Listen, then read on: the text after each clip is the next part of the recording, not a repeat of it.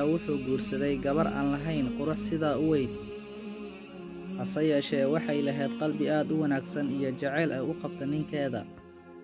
mar walba waxay isku dayeysay inay raaligeliso ayna isu soo qurxiso. mar walbo ay isku dayday inay raaligeliso ayna farxad geliso hortiisana qaab qurxoon ay ugu soo muuqato, wuxuu ku qaabilayay jeesasho iyo in qalbigeeda uu jibiyo. maalin ayuu wejiga si xooga uga dhaqay, wuxuuna hor istaajiyay miraayadda si ay u aragto qaabka ay u eg tahay. وقل لعبادي يقولوا التي هي أحسن إن الشيطان ينزغ بينهم إن الشيطان كان للإنسان عدوا مبينا. gabadhii waa ay ooyday ayadoo tiiraanyaysan, habeenkeedana waa ay seexatay ayadoo qalbigeeda uu jaban yahay.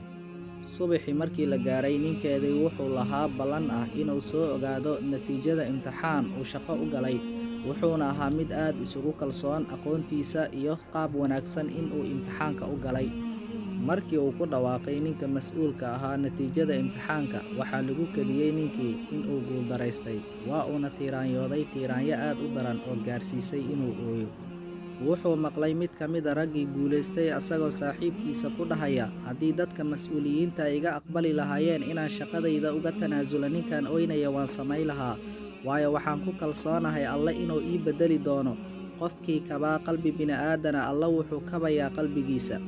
ninkii wuxuu xasuustay mar walba naagtiisa qalbigeeda inuu jibinayay, wuuna ka shalaayay. wuxuu ogaaday shayga ugu weyn adduunyada inay tahay qalbi bini'aadana inaad kabto.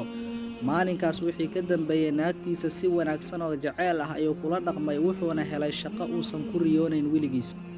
قل يا عبادي الذين آمنوا اتقوا ربكم للذين أحسنوا في هذه الدنيا حسنة وأرض الله واسعة إنما يوفى الصابرون أجرهم بغير حساب.